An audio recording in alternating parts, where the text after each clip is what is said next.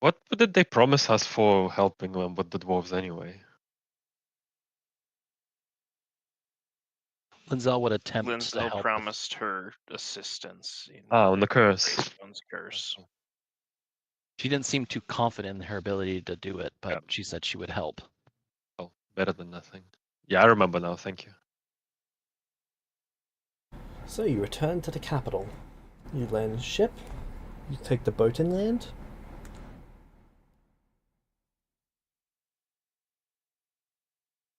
Yep. And then I assume you're off to go see Linzel. Who's going to see them? I'll go. Sounds like Sabo and I, and then whichever of the NPCs want to come with. Navarius is staying on the ship. Nia needs to see Naya. They want to make sure that Naya didn't run away with their kid.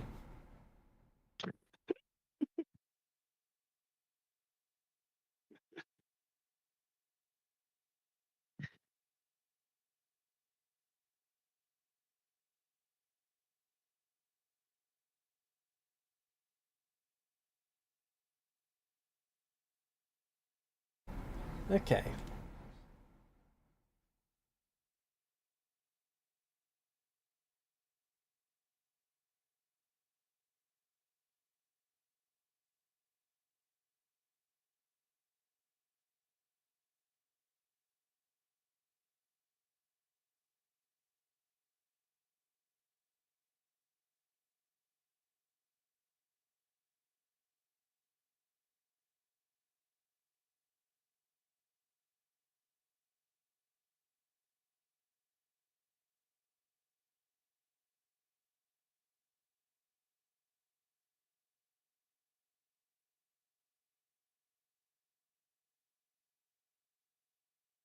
Okay.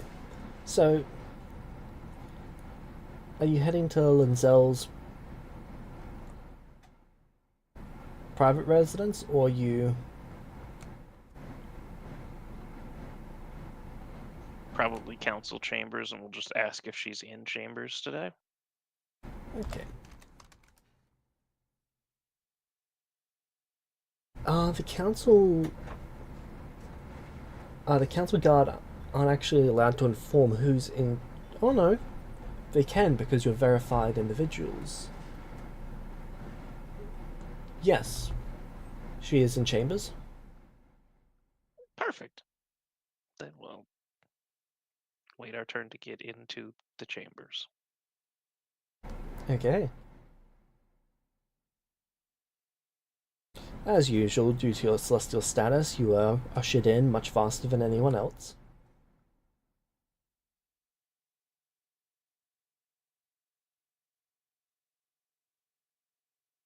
And you're brought before Linzel.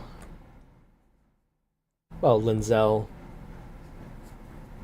Pargon Zif,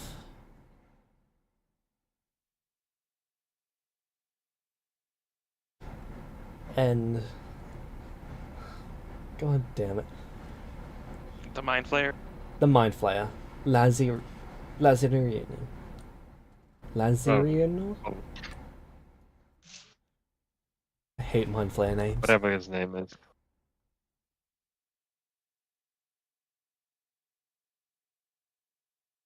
Hello. Good news.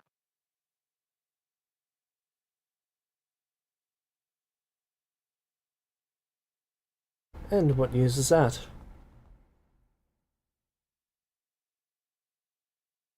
We got an agreement for the trade deal with that Dwarven nation to the northwest.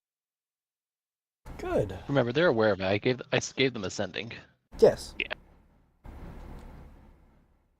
That's why they asked if there was any... what news is that? Oh, there's also some other recent news? Question mark. And what news is that? We met a group of explorers from a nation by the name of Alea. Celestia.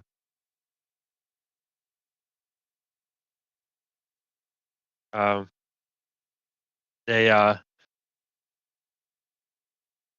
located north of the Dwarven Mountain, some distance away, and they have a knack for crafting impeccable iron.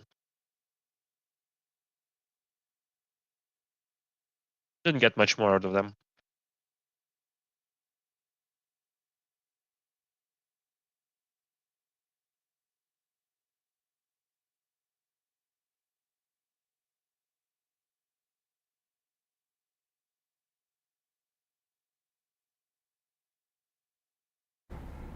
Alright then.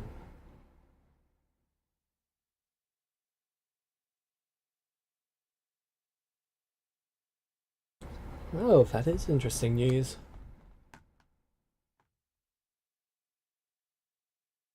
Humans. They use occult magic, and they seem to not know of other types.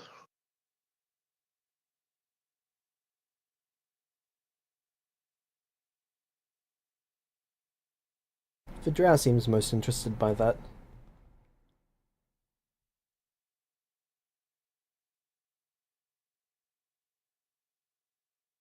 As in they reject other types of magic, or they are unaware of other types of magic, he asks.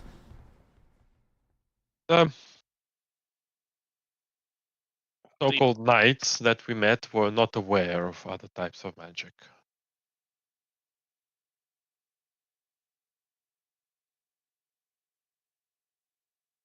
They were quite confused at the suggestion that there might be different types of magic. And they were quite unaware about the mechanics behind their occult magic.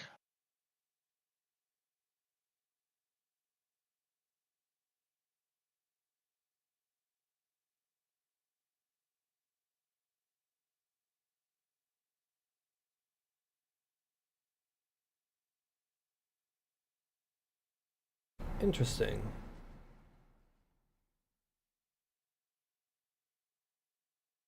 That sounds like a rare situation to encounter. We will be looking into this further.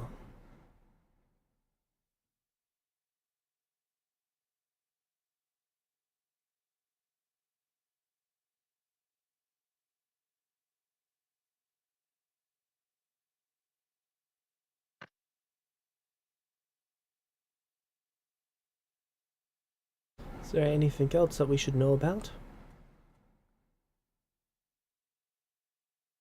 I mean, that those people from that nation, they said that their primary objective was exploring, but they mentioned something a little that I thought was a little weird.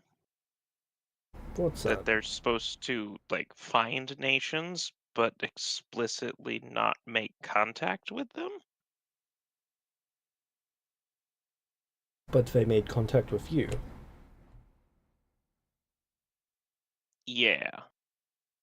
Well, we made contact with them. They did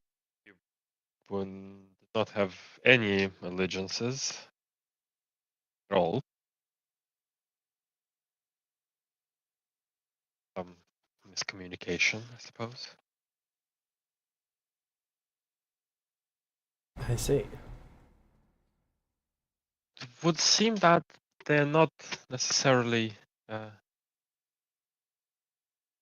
way they put it is they wait for the nations to show weakness and then show them a better way. Questioned that a little bit. It seems that they're not actually aggressive, but I find it difficult to imagine that that can be taken any other way than aggressive. according to them, they never strike first. Simply come along and demonstrate. The right of their ways, I suppose. Maybe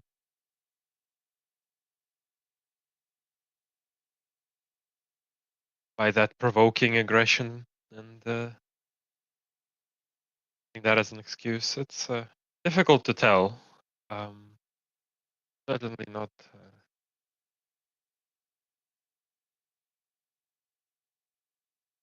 Not straightforward people.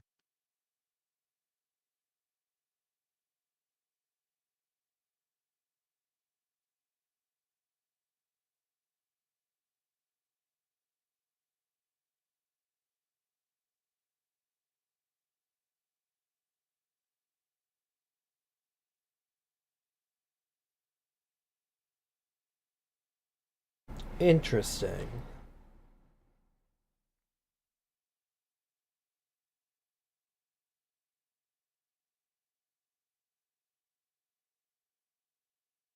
That is very interesting to hear. Why Do you do you have say any so? initial thoughts on this?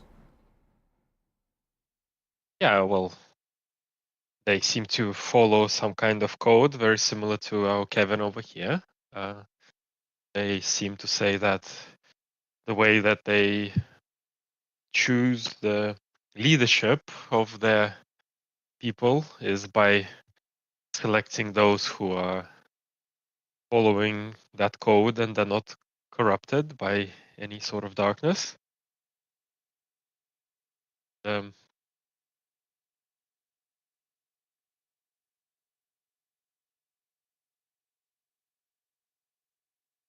I think that they believe in the that is the best way, and I would guess that they won't take no for an answer if they believe that they're right.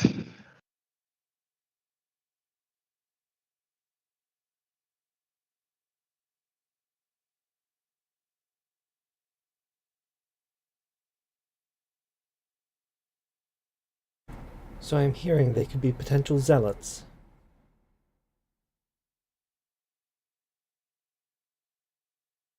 Maybe? Does that imply having a god? They seem to be unaware of gods. Zealots can be for any cause. Oh. Yeah, I suppose so. Sounds about right.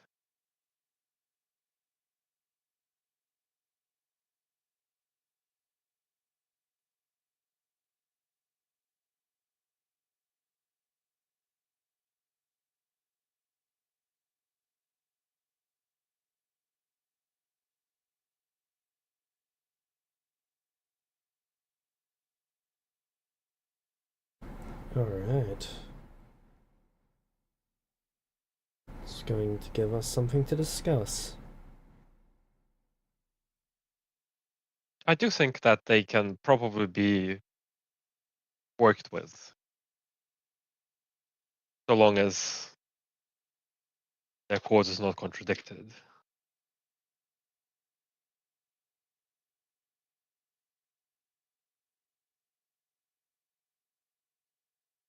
That is always the issue with zealots. Sooner or later their cause will be contradicted with.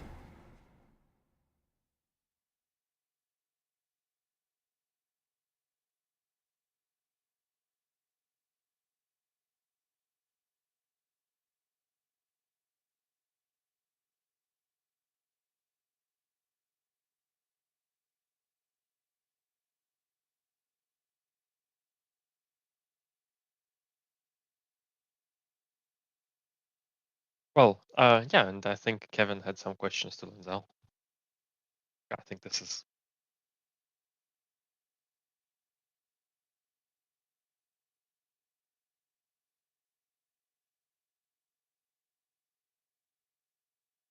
Kevin. Yeah, so now that we've secured the trade with the Dwarven settlement, what kind of assistance can you offer for that curse breaking task?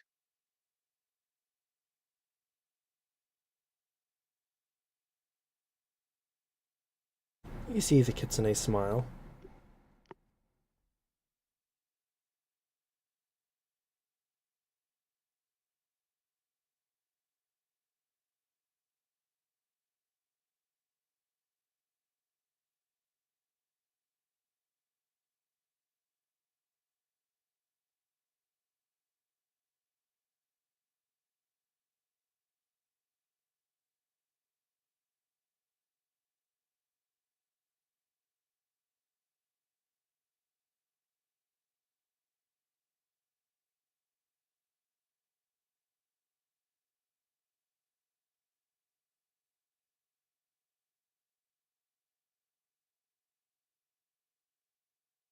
Kevin just stands there waiting for her to do more than just smile.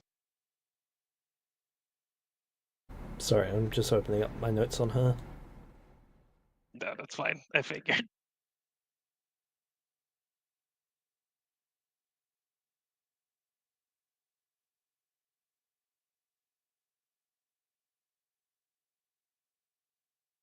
Okay.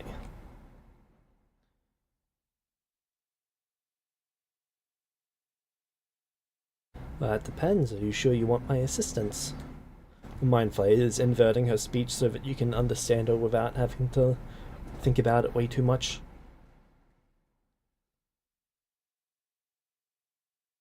Should I not be?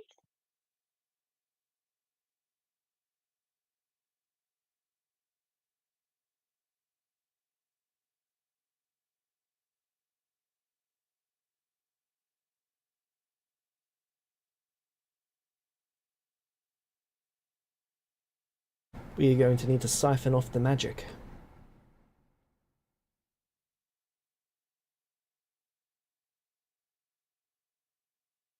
Okay.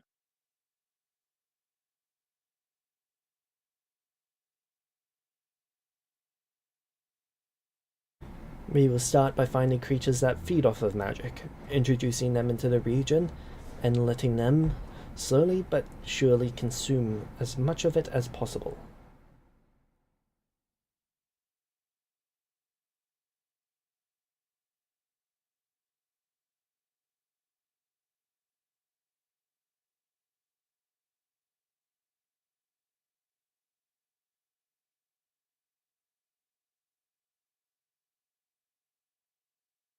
Once the curse is weak enough, a simple remove curse will break it.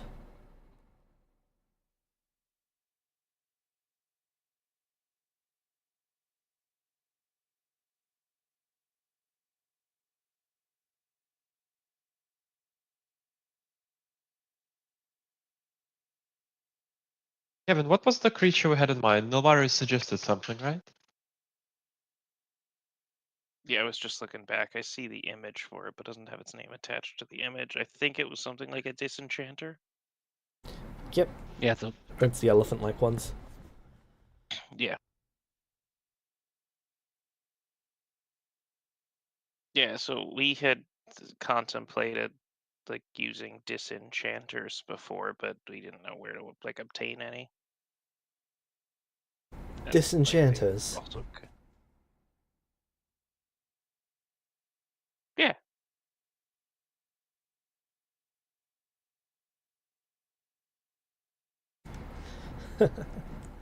No.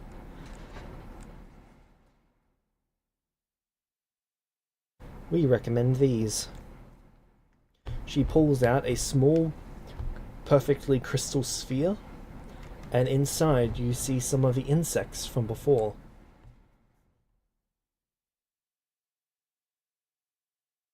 The parasite ones that Yep. oh. But like won't that kill people? Won't they come back?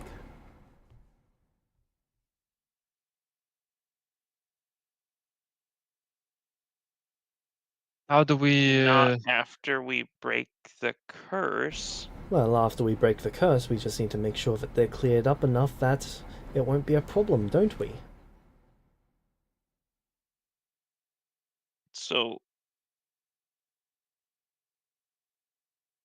So you want to release those into the area,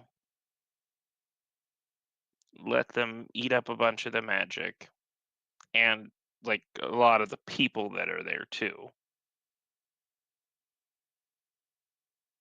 And then contain them enough so that we break the curse after those people come back. I say you let these things go wild in that region. Then we burn out that region, then we break the curse, and then we restore them.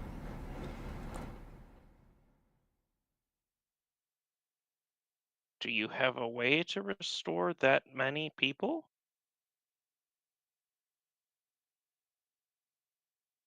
Not Honestly, res- Kevin, those people don't need to. not They're restoring way the past that people, time. restoring the land. The people will be fine.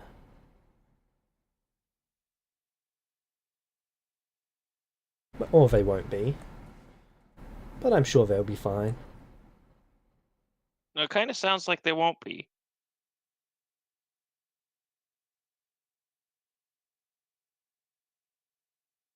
Well,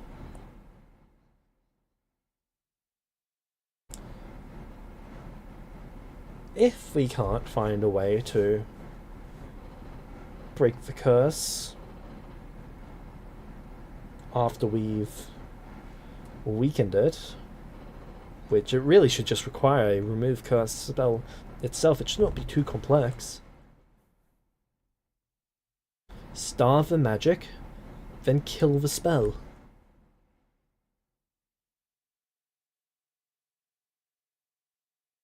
And do you have a way of doing that without killing all of the people contained within the spell?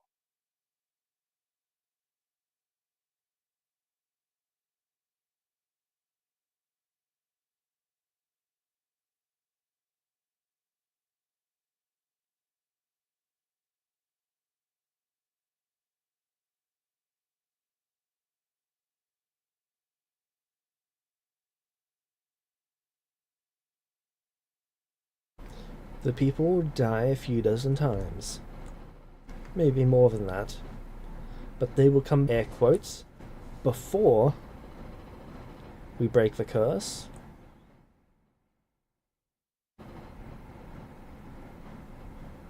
Then it should be fine. Order of events, I imagine, is quite important for this. Hmm. We starve the curse, then we burn everything out, then we dispel the curse before the curse has time to refeed.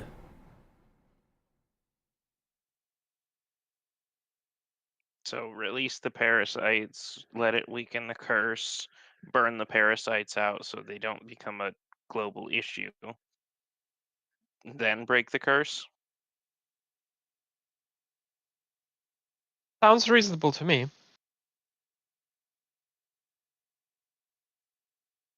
It sounds effective. I don't know if I would go with reasonable.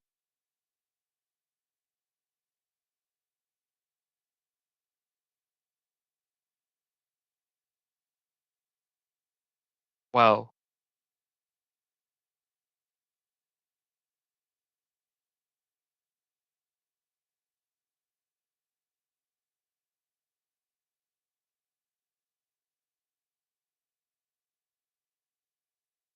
like something we can actually achieve. Yeah, it's just hard to say whether the suffering that these people would be inflicted is worse than their existence in the state that they are or not.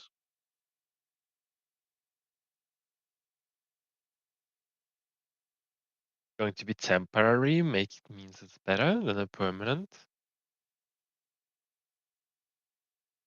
That's why it's a hard decision.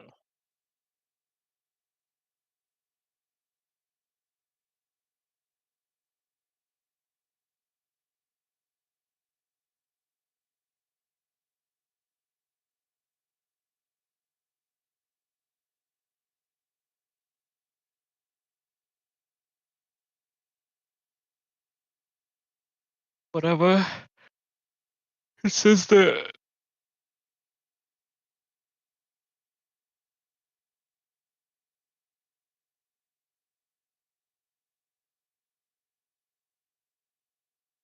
And Linzel, do you plan on being there to help with taking this action?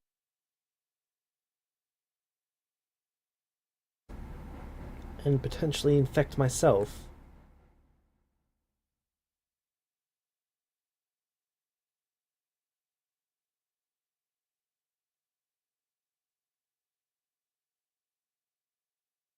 So the entire administration of all of this would be on us. I'm just clarifying.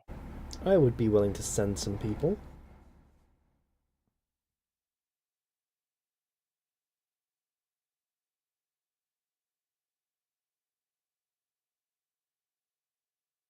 I'll need to think on it and talk things over before I agree to this.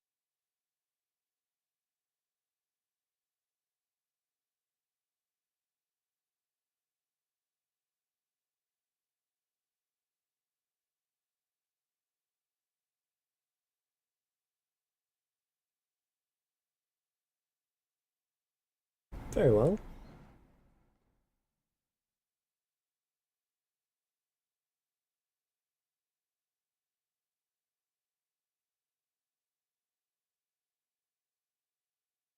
Is there any further business you have with us today?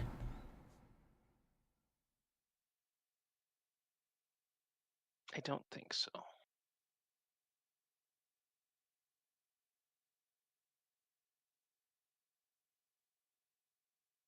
Should I find you here once I make my decision?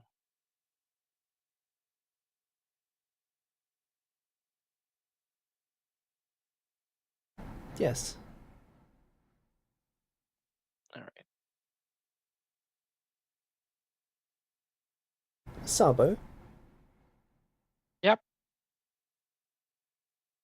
for your assistance with the organizations,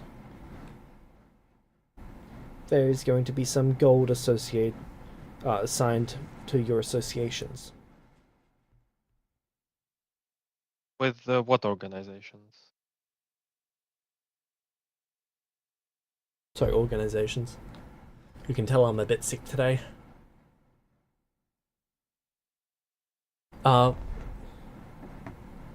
The organization you've got in charge of your little... Yeah, but what assist? Yeah, that's cool. What assistance? No, they're having gold given to them Yes, but for what? for your assistance with the two, or with the dwarves and with these people. Oh, okay, nice. Also, I'm assuming there is a funding to run the town of retirement. Not like we are funding the whole retirement town, right? No, there's national dedication for it. It's not Yeah. necessarily funds, but it's just people assigned to it. Well, I mean, they need to feed the old people, right? Yes, and food is sent in. Yeah. So good. Okay. Uh, It's just that That's, not people aren't really paid for most of these sorts of things.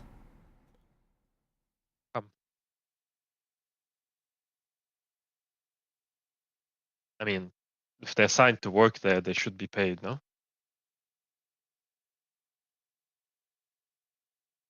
Who paid for work in this Doesn't this- country? Yeah, doesn't the society mostly work on just taking care of all of their needs in exchange for doing the job?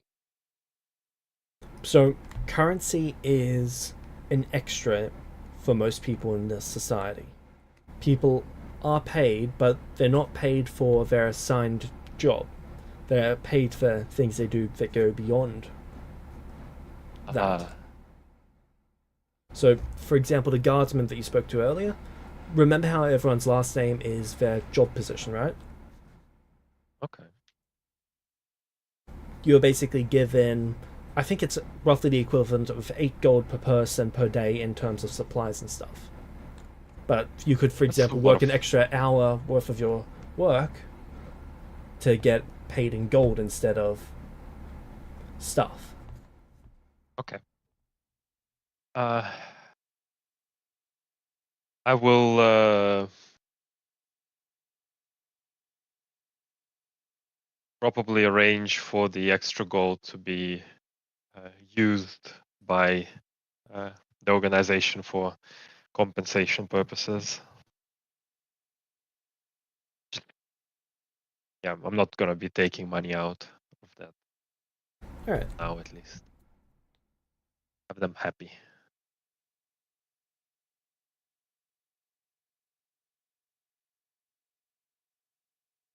that's easy enough for them.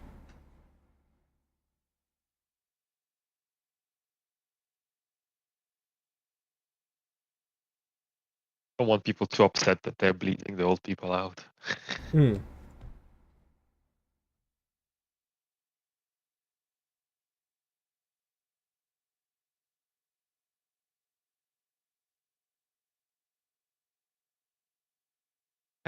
I guess I'll fill on the boat. Can fill in everyone with the proposal that we have.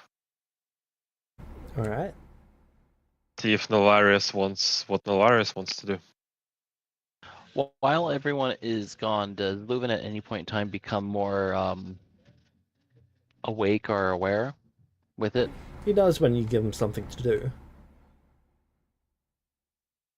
Even if it's just a puzzle to play Eventually- with. So eventually he sits Leuven back down. Did you register any of that conversation that I had with that woman that came in the room? Bits of it. Do you understand that you're not going to get better?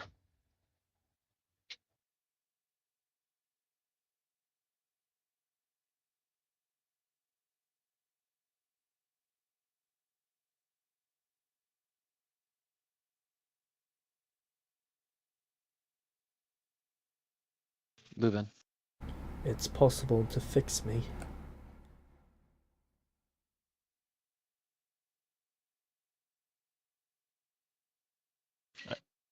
at the cost of children.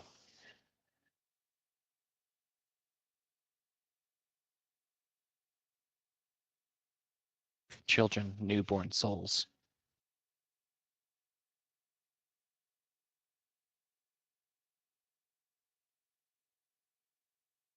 I know you don't like that. I'm not sure if I like that. Or if I'm even... I don't know. I just don't want to die. I know you would be willing to do anything for that, but I don't think you'd be willing to pay that kind of cost. So with that in mind, that's why I'm telling you right now that if we're not, that there's probably no way that you're going to get better. If you want to stay as is, I'm willing to continue to try and help you to get you somewhere. But if this gets to be too much, because we have a very long time, I'm not sure if you want to stay this way.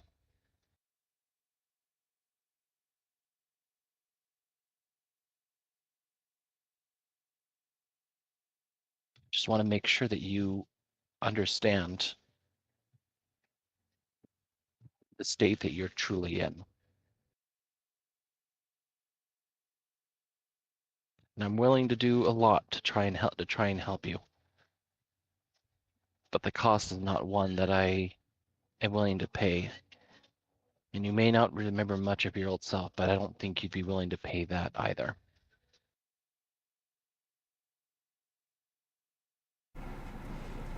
He says I don't want to die once more, but it sounds more like that of a young child's pleading.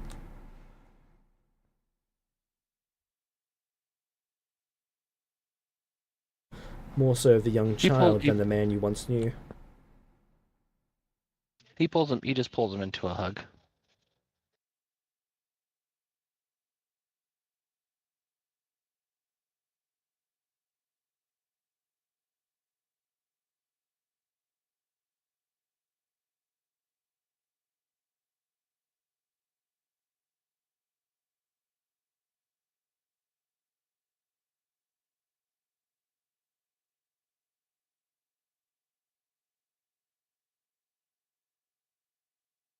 He hugs you back.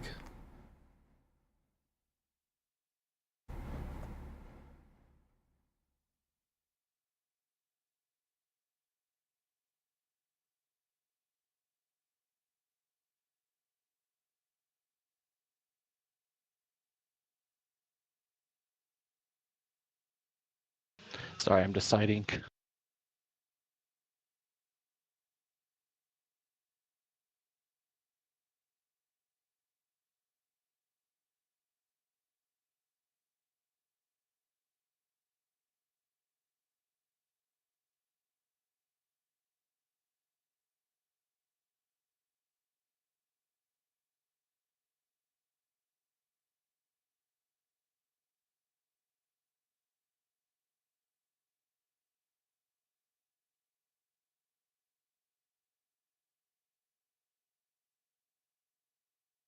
Hmm.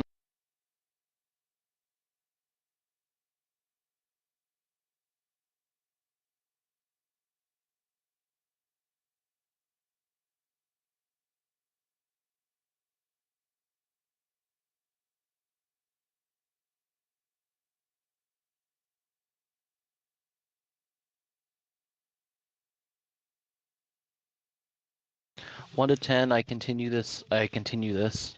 11 to 20, I'm gonna put Lubin out of his misery.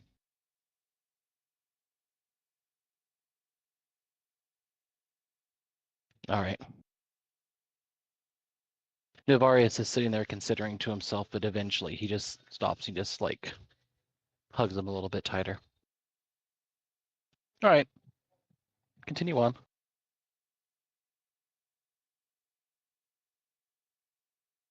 Okay.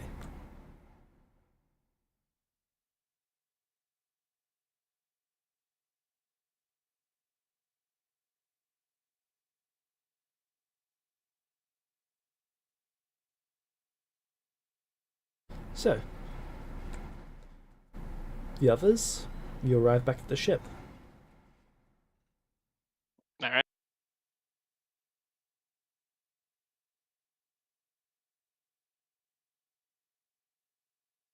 I am going to go fill Yesla in on the potential assistance that was offered.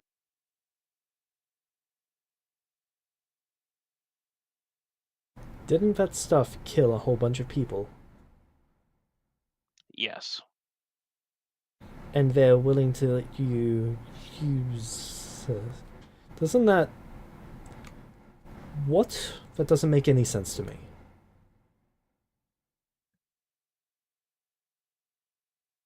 They want to spread those parasites to the entire area around Greystone. Worse than that, they're trusting you all with the parasites, and you guys just made recent enemies of them.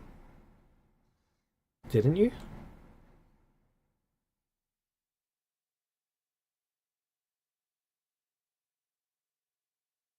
Not exactly.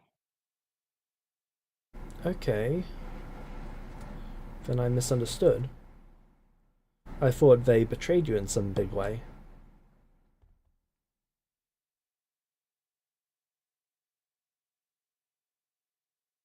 Are you there alone, Well, or are we all there? it depends on. I would have said that I was going to go fill Yesla in. If you chose to come, you could. Gonna go Sorry, I around. will be. Sorry, I'll be right back. And we kind of made. We're trying to smooth it over. I don't know. But this is like a big thing for them to trust you with, right? Yeah. Okay, but if you wanted to, couldn't you just take the jar, drop it in their land, and while they're busy dealing with that, you run? I mean, they're not holding us hostage. Well, aren't they holding Nia's kid hostage? Theoretically, the kid is allowed to leave for 3. Nothing's stopping us from taking the kid and running.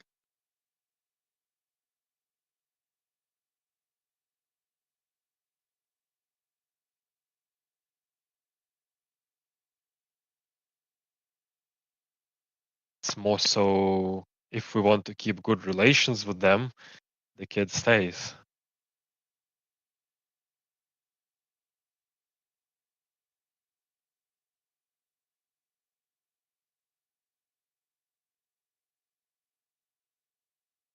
Hmm.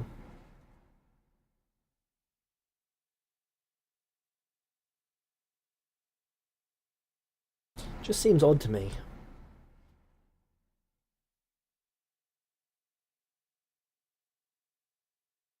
The other problem is that if we do go with this plan, we would have to keep the parasites contained to a relatively small area around Greystone, so it didn't spread to any of the other towns. But would, and it would still, from what Lenzel was saying, kill the people in Greystone probably several times.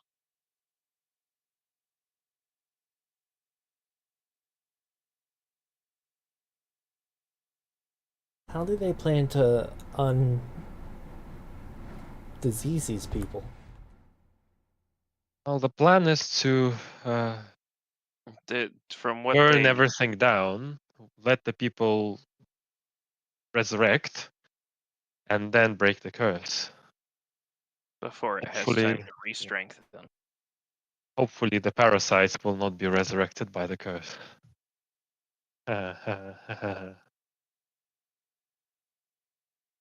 Oh no. I didn't even think of that.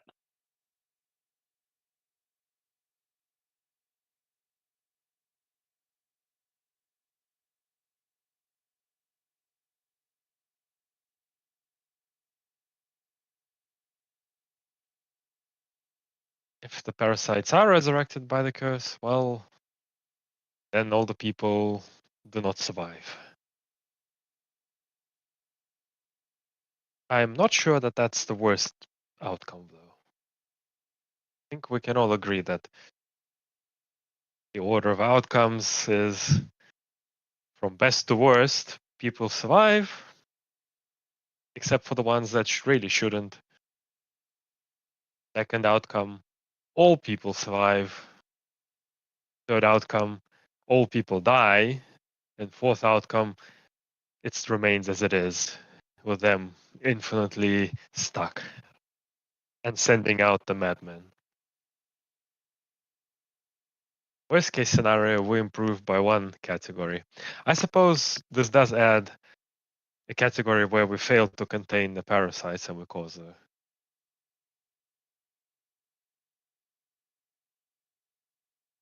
That's going to be a risk either way. Sorry, I'm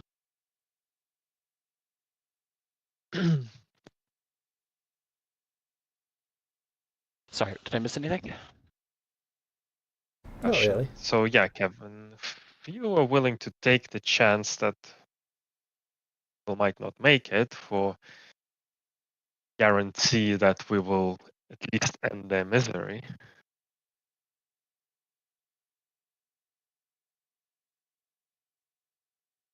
Could be viable.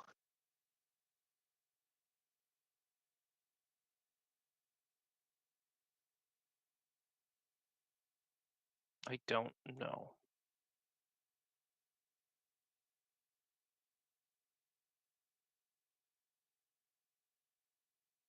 I don't know that that's worth it. There's got to be a better way.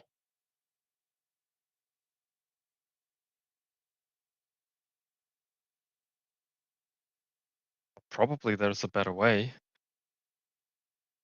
But well,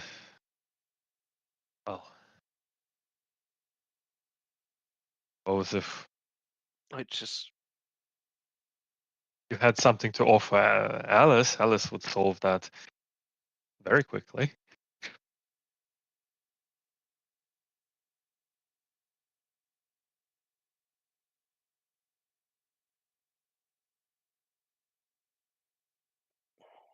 I don't know if we can trust her either.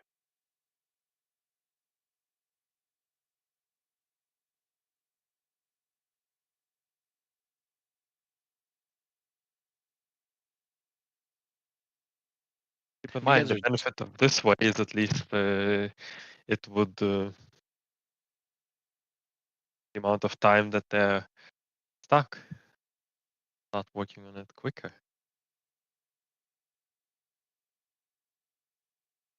I'm just assuming Nelvarius is not amongst this. He's probably in his cabin. He didn't Yep. probably initially come when called. Yeah, we didn't specifically like search you out to find you or anything. Well, For sure. we will. I suppose Kevin just decided to do Yesla first. He wants to know what her thoughts on the whole thing is. because it's a very save them from what is currently eternal suffering.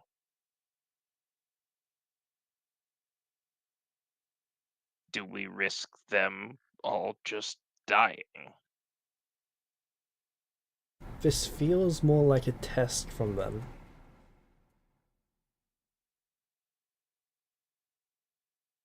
Test?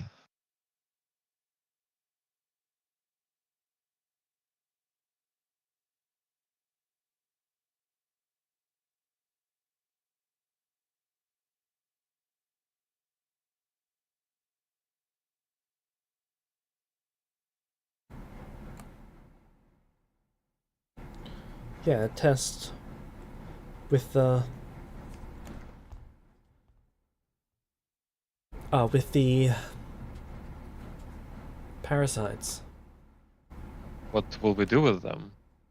That's what I think they want to see. Whether we'll use them for what we say we will, or whether we'll try to make use of them in other ways, I think they're going to be watching us closely.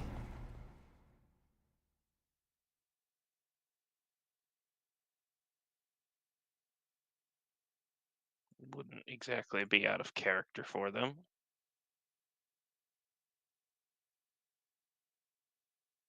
See? But if we do take them up on their offer to use those parasites and the people they offered to send with us, and we do go to Greystone to try to put their solution into play, is that worth it? Is that the right way to do this?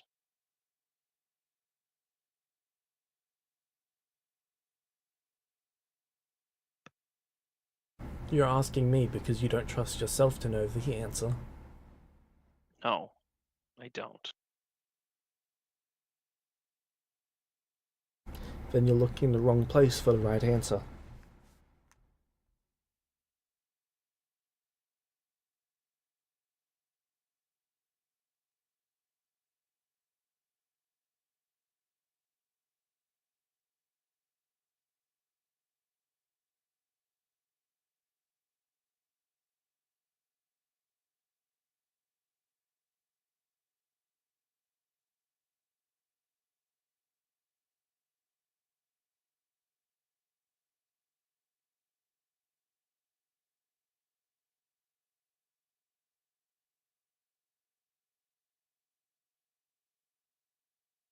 Kevin gets a little frustrated with that, but understands what she means.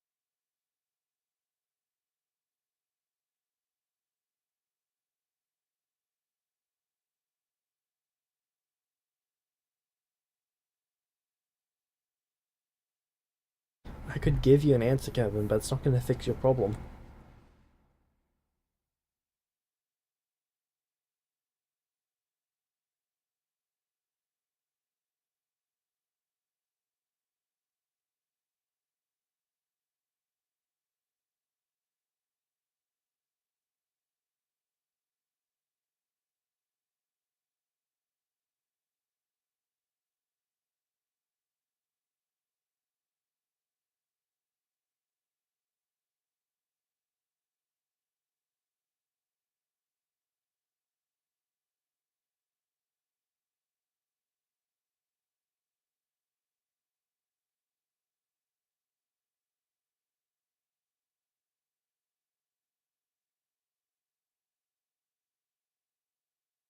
Guess I'm just gonna have to keep looking.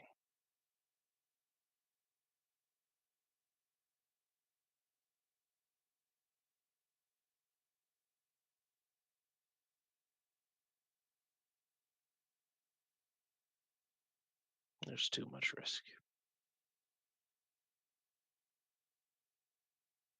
I was really hoping that I could just fix things, but nothing's ever that easy.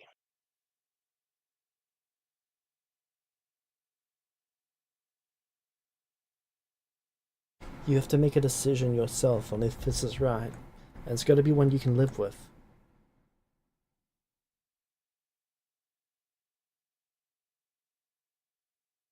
I can tell you what I think, but you're relying on me instead of making decisions yourself, and that's not good for you.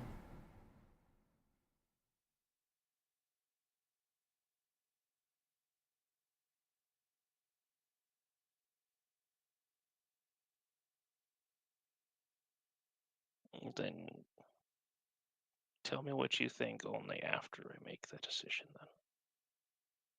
She nods in agreement.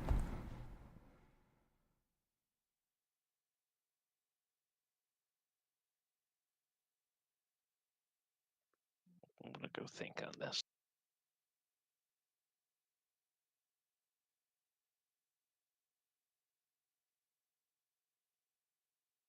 Kevin's gonna wander away to his room and just start contemplating everything about this whole situation. Okay.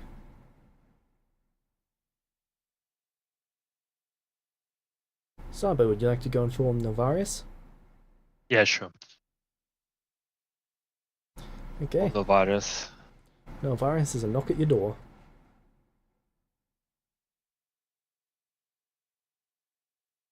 Yes, what is it? How are you?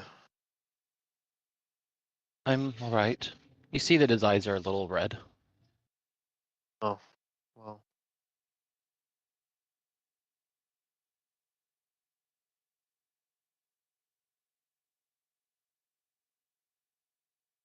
Guess you're not really. On with I'll it. What is it? I'll just let Novaris know that we were offered to take the parasites to weaken the Greystone curse, and Yesla thinks it might be a test. Could be a test of one of two ways.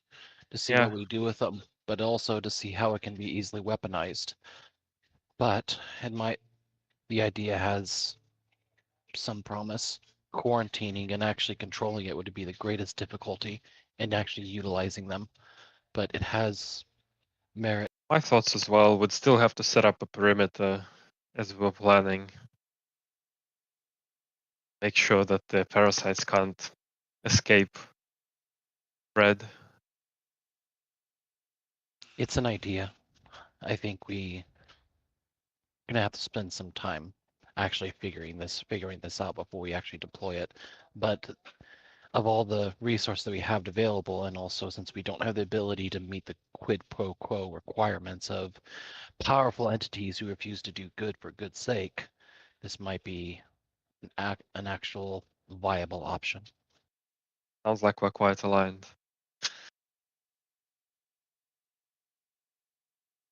Well, I'm sure. tell me if you need anything. Yeah. When Sabo disappears, Navarius slinks away and goes to find Isla. Yep, you'd find Yesla. So he creeps into the room and lightly knocks on the door. She opens the door. Novarius. How can I help you? Do you have a minute? Of course, she opens the door and invites you in.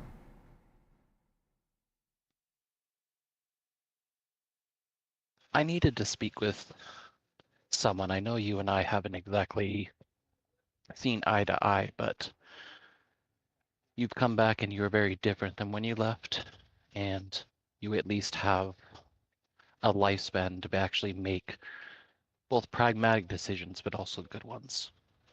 And I'm not sure what exactly I want, just looking to talk to someone who actually has life experience, not the rest of our crewmates.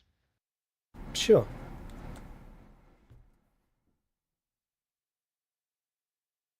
Obviously, when that other Celestial came on board the ship, after everything with her, and I can't help but think that Celestials really are just humans in the grand scheme of things. Sorry, that's a completely different line of thought. What I was really getting to is that Alice basically indicated that the only way to mend Lubin is to sacrifice newborn souls, which obviously that cannot happen. You're not I getting don't believe that any for a background second. noise right now. You don't hear any background noise right now, right? Nope. Very minor. Okay, sorry. No, it's fine. Sorry. What?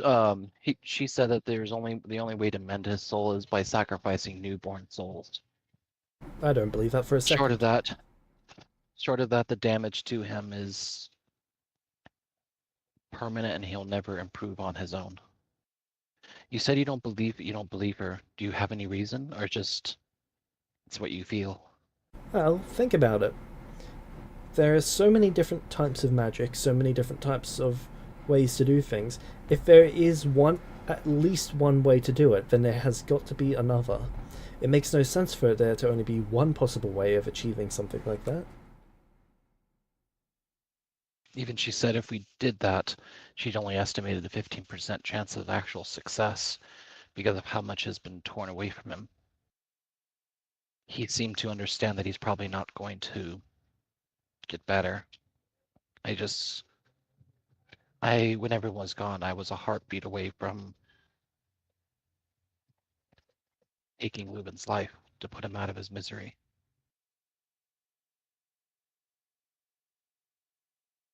And I know that's not what he wants, but he's also not the same person he was before he left.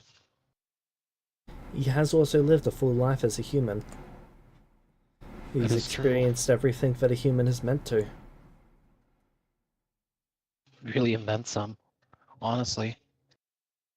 But in the end, as much as I wouldn't have wanted him to be resurrected to begin with, I've always thought resurrection was inherently wrong. It's damaging in and of itself, but that's a decision that I make, not what he would want.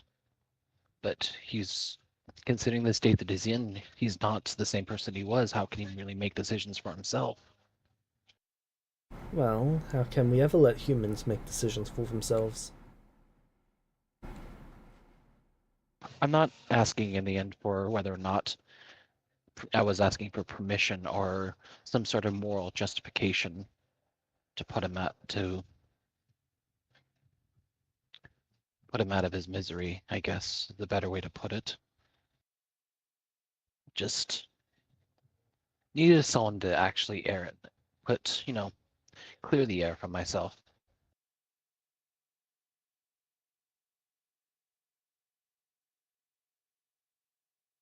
So I had some other errant thoughts after speaking with this Alice when she came in.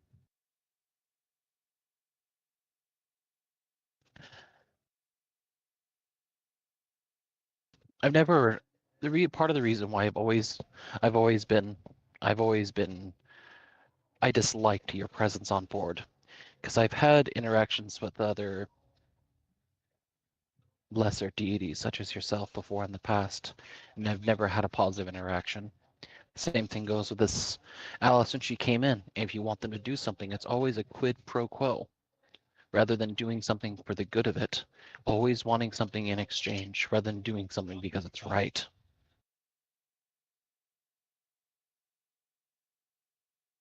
Yeah, I get that. I see it a lot. A lot of people only want to benefit themselves. I still, despite the fact that you have showed the contrary, I'm still find myself being skeptical of you, and you don't deserve that. I ask for apologize. things in exchange for things all of the time. Sometimes it's to benefit others.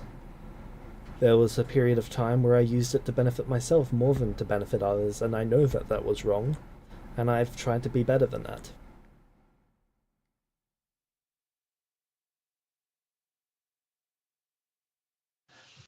There's another thought that came across my mind as I was thinking, and I was wondering, why exactly is Kevin so different than his peers? And I got to thinking, if he was born so much more earlier on the human lifespan, or their human age, whatever their world, and how much they seem to degrade, how much of their sense of morality seems to degrade as they're allowed to continue to persist, going past century after century, reaching a height of knowledge in their sciences that seems to be fundamentally different from our own. I wonder if human cultures aren't supposed to be good. I don't know. I'm not really thinking it out loud. thoughts, and I don't know what to really do with them. I Well, don't have anything to really discuss. I've had similar thoughts before. Though my theory on Celestials isn't that they're innately human. It's that there's something else entirely. They look like different races, but they aren't any of them. They're all of them.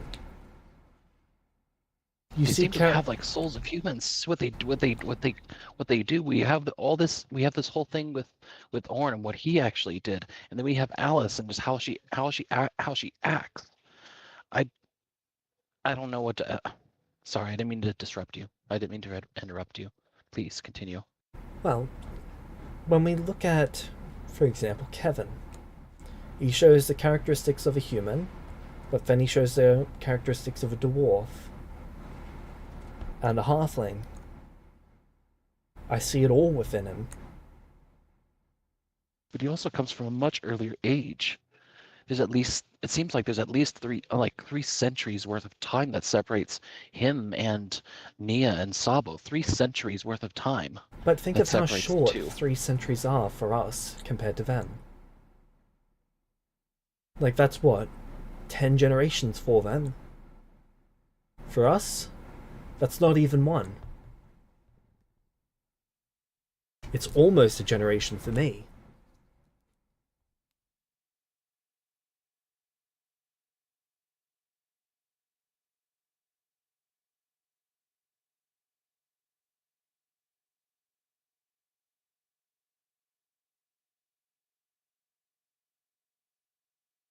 As he talks to Yisla, his countenance is definitely like sort of improved a little bit. His eyes are a little less red. He seems a little more put together, like he's recovering, just talking to somebody else. Celestials aren't humans. They are Celestials. They are very fragile, I might put it. Where we've had our cultural influences and in your case, your past life influences. You are the results of compounding effects, lifetime after lifetime. I am everything I've ever been taught and all that my people have given onto me. They are blank canvases with only fractured memories from their past. Depending on what they remember depends on what influences they have on them. And then they've got the desire to survive. It's very human, the day-to-day survival that they go through initially in this world. Fighting for everything that they can get their hands on because they need it to live. But then some of them grow beyond that. Some of them grow into strong, independent, good people. And some of them never realize that they don't need to keep fighting to survive. For them, they came from a world where every man was made equal. The differences was in status and position, not in individual power. But here, some people can cause meteors to drop from the sky. Others can cut down an army with their blade. And here they are, so powerless, trying to find some form of equalness, but never achieving it because they always want to be equals with whatever is greatest. It's not even a hunger, a fear, a desire to live that fuels them, and they keep fighting for it with every ounce of their being. It's very mortal, if anything else. The desire to live and not die. And because of the way they view it, they don't realize they can settle for not being the most powerful, for not being the most capable in any individual field. They can settle once they are comfortable, and they can stop, appreciate the moment, and realize that they are comfortable.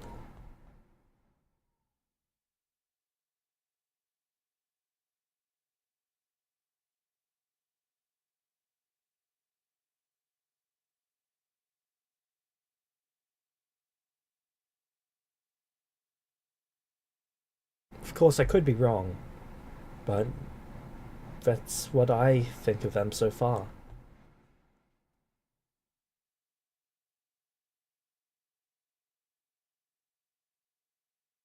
I guess time will tell how that shapes our little group of Celestials.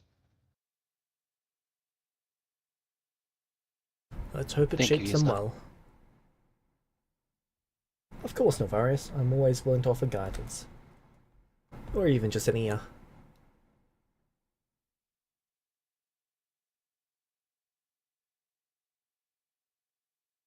Novaris turns in a, he just wordlessly leaves after that. Yep.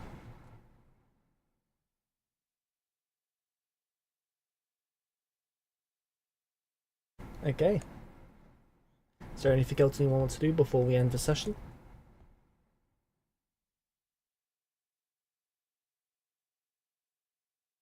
I don't have anything, no. Oh, Aiden's on board the ship still, isn't he? Yeah, we Yes. need to talk to Like a- Aiden. That's true, yes. How He is adapting Aiden to his, doing? is he adapting to his new form? So there are dents in his room along the floor from where he's been doing push-ups.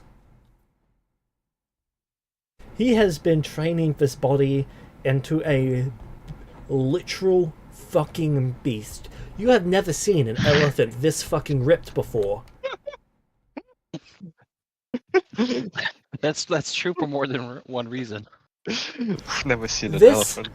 this Loxodon could basically tear out your entire spine with its what is that called? With its trunk.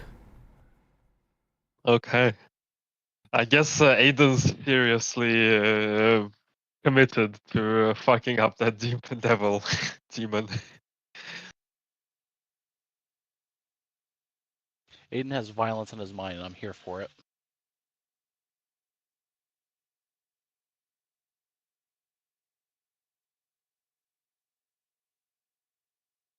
Uh, hey mate, you need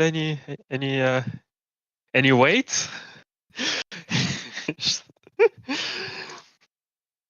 No.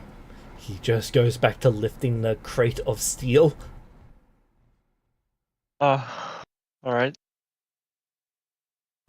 Thank you again for bringing me back. You're welcome.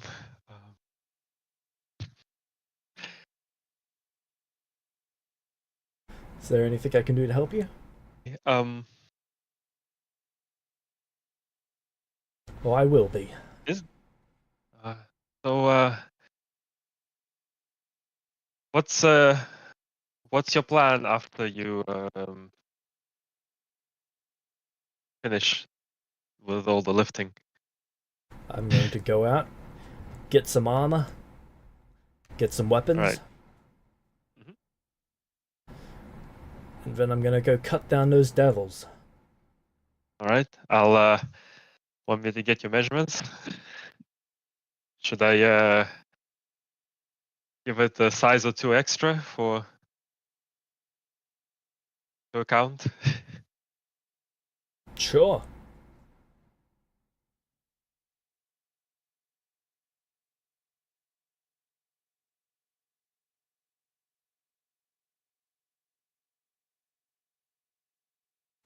If you're willing to make the armor, I'd be greatly appreciative. Of I'll course, pay of you course. back.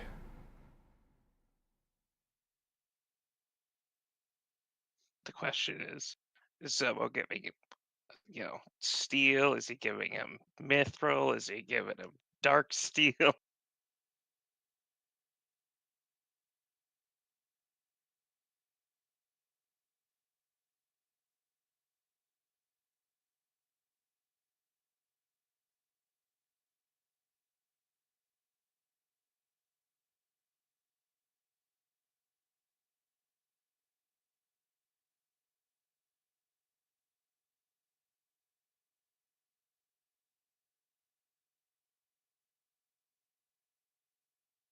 Something out. I mean, if we can get the holy silver for the weapon, that would be good.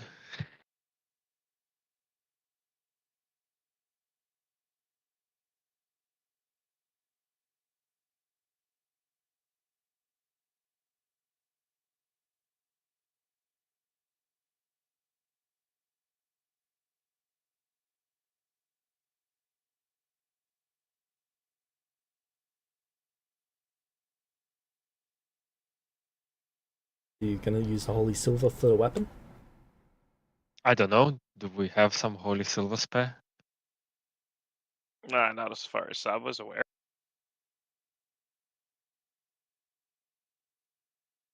Do we have some? Well, oh, I guess I won't. I guess I'll unless somebody donates some holy silver, I will not use the holy silver for a weapon. Hmm. Don't have any.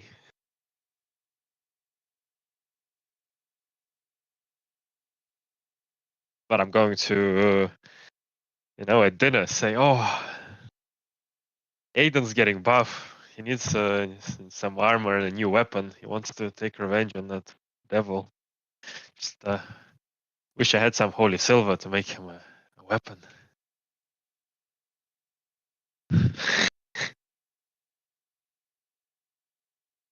Subtle.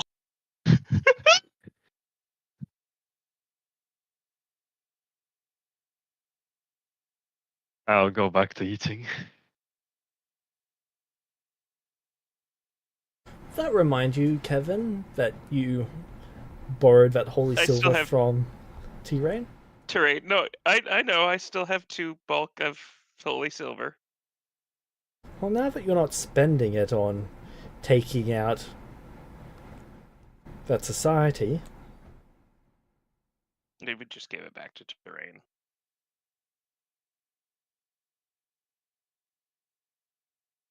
so you It was get, his personal funding. you're going to give it back to Terrain? Yeah. Oh.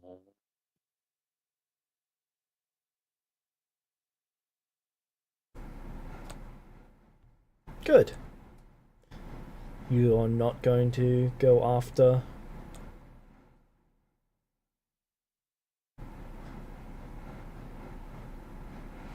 You're not going after them? No. It's not right.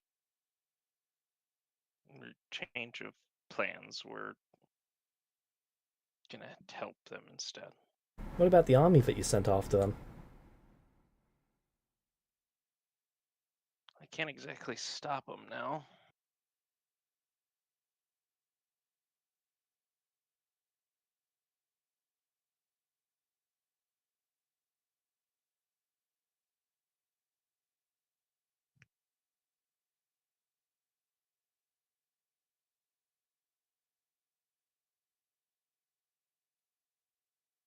I know something we need to do.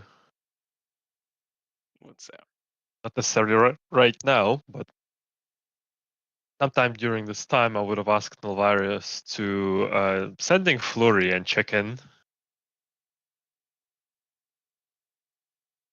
Because there should be the protection for the island in place now. Not protection for the island, but the raids on the Greystone Flurry ships says, in place. Flurry says she's working. She'll get back to us.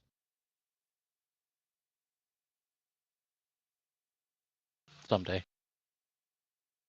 Hmm. Incredible.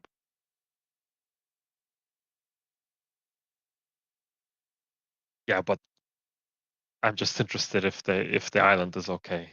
Yeah, of course. Yeah, I'm obviously I'm just being dumb and trying to be funny. And I'm failing. Uh-huh. So, where is that? There it is. Okay.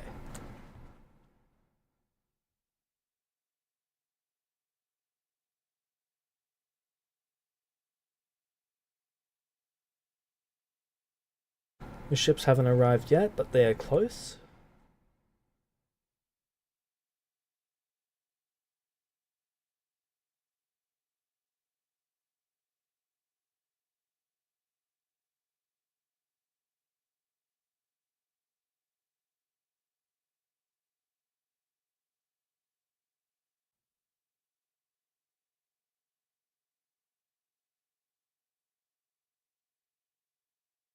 The nation is doing reasonably well right now. I mean, it's being exploited.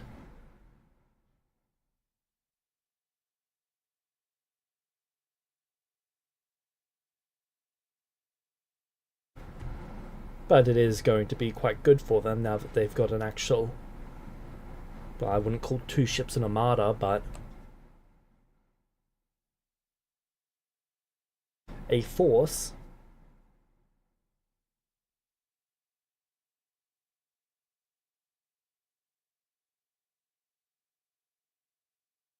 I believe they are 4 weeks away.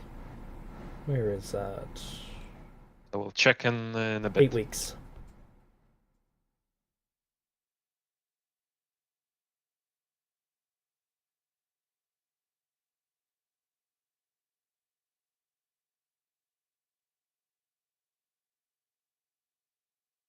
Alright. Then with that, I think we can end the session there.